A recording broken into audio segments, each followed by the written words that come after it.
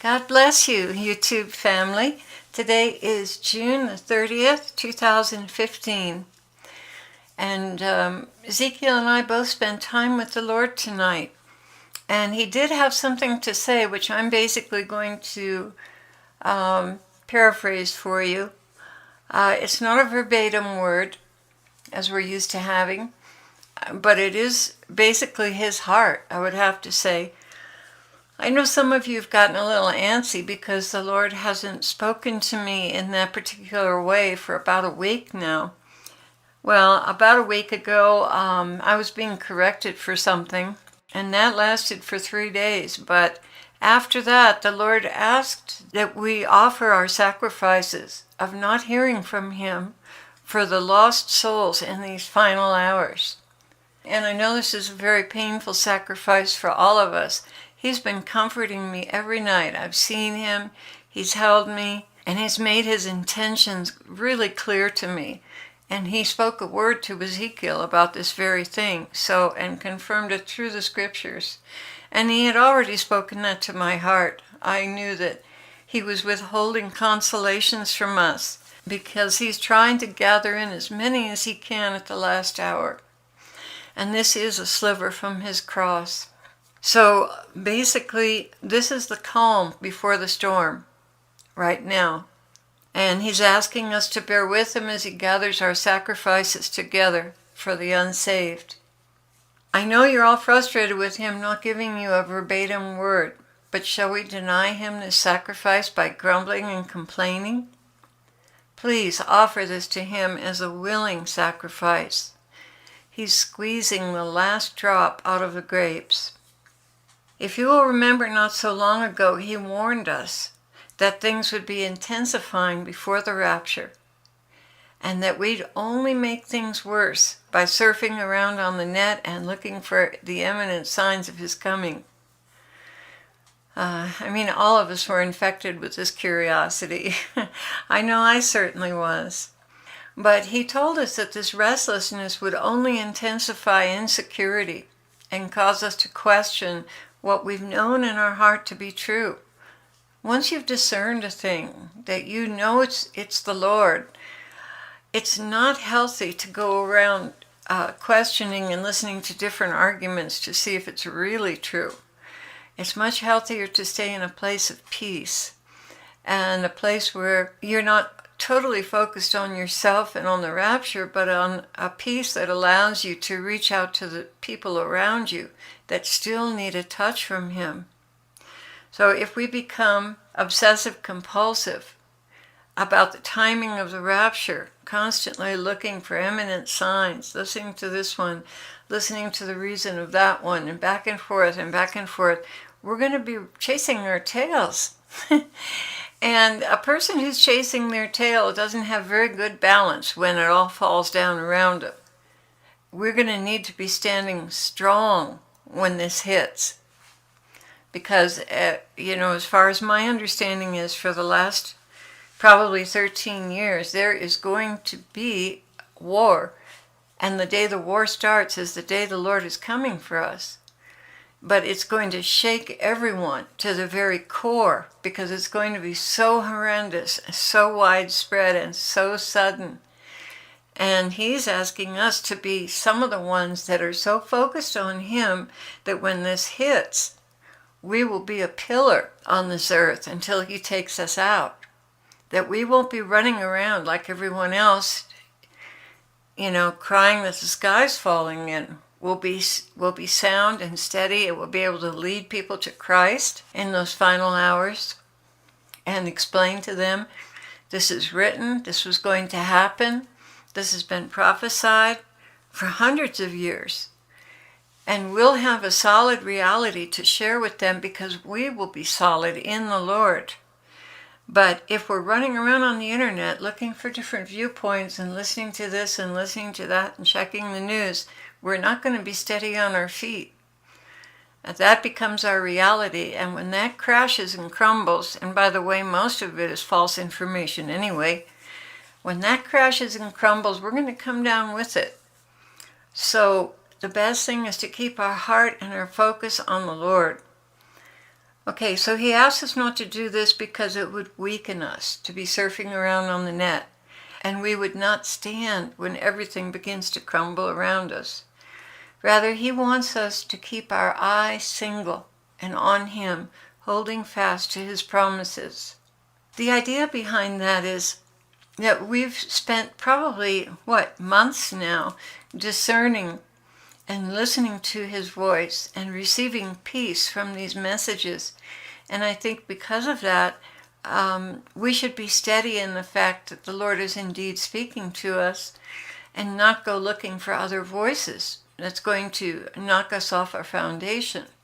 I have an excerpt here from the May 11th, 2015 message where he calls for focus on him and away from the world, and I think it's appropriate for me to read part of it to you. There are plenty of excellent ministers out there, too, that have very solid histories who do not agree with the pre-trib rapture. Now, this is my viewpoint. I can't defend my stance because it came from the Lord after many years of discernment, dreams, visions, words. I can't deny what I know I've been shown over and over again. So this is why I teach discernment, because many men have many things to say, and a lot of what they say contradicts one another. But if you know Jesus and you know what God says, then you have the answers that you need. Another thing to consider is that not everyone is going in the rapture. Some are called to stay behind, and it could be that the Lord has asked them to prepare because they're going to go through the tribulation. They may interpret that as being a post-trib rapture because that's their reality. The Lord hasn't told them anything different, but that they're going to go through the tribulation. But in fact, it may very well be that the Lord hasn't clarified that for them, that they're staying and the bride is going. I don't have any other answers for those ministers. All I know is that when Miami falls, Jesus is coming for us. That's my reality about the rapture. Okay, this May 11th message begins, in one day the world will change. Those who have invested their lives in communicating on the internet, the news, Facebook, YouTube, telephone calls, all forms of communication, will all of a sudden be left barren and empty as the world they know it comes to a standstill. And they are isolated from one another. And that moment our only reality will be God. And if we have not cultivated that relationship with him, we'll have no reality at all, other than what authorities offer us to lead us blindly into bondage to an ungodly government. If you've lived by the dollar, you will fall by the dollar. If you've lived by vain entertainments, worldly ways and communications and curiosities, you'll be stripped of your reality. And then when you're offered those comforts back, you'll do anything to establish a sense of security by having them returned to you. But at what a cost? What does it profit a man if he gains the whole world but loses his very own soul? So many will lose their souls in that hour. They'll do anything to have their comforts and their reality returned to them, setting their Bibles right next to their checkbooks. Jesus is trying to prepare us for these moments so we'll stand in him and not be totally disoriented and freaked out. We have prepared our hearts for this moment. We've cultivated our strength. Not in communications outside of ourselves, but communications interiorly with God. And guys, even if you don't hear his voice, his presence is very steadying inside of you. And you can rest in that. He said he dwells in us. You can believe that, and you can rest in it. He alone is our strength, while the rest of the world is reeling in utter chaos, not knowing up from down. We will have the peace that passes all understanding while that's going on. He'll be at the helm of our ship, directing and guiding us. The seas may toss violently, but with Christ at our helm, will sleep peacefully in the back of the ship, just as Jesus was in the storm. So I guess what I'm asking you is to not begrudge the Lord this shift of focus in your life. He's asking this for a very real and necessary purpose. Now, this is still part of that May 11th message. Not only for our wedding day, but to keep you standing when the rest of the world has collapsed in chaos. So be of good cheer, press in with God, place all value and emphasis in your life on Him. And when the world falls apart, you'll be standing secure in the promises of God. And that's the end of that May 11th message. Now, I just want to say this much. A couple of people have expressed consternation that the Lord hasn't given me a verbatim message. He has given me a message. He's let me know that He wants to use His sacrifice of not receiving a message for gathering souls together at the last minute, and that He wants me to put out the teaching on discernment, because this is going to be needed so desperately by those left behind.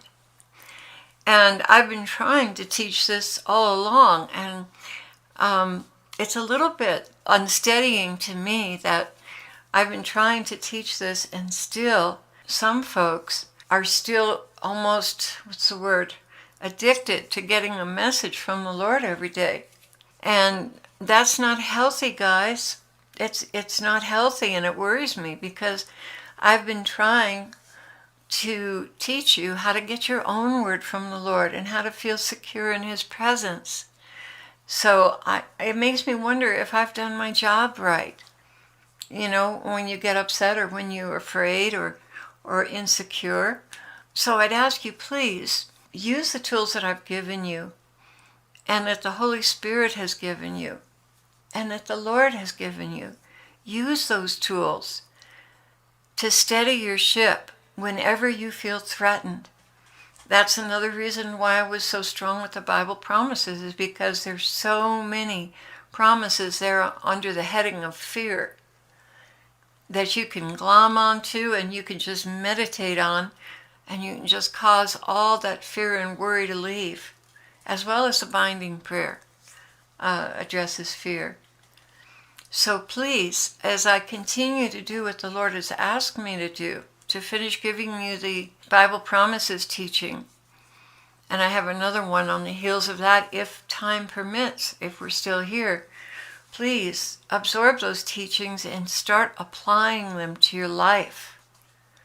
Okay? And if you have any issues with the readings that you're getting and you're confused, post it in the next video, because I read all the comments in each current video. And that way I can get to you and help you discern.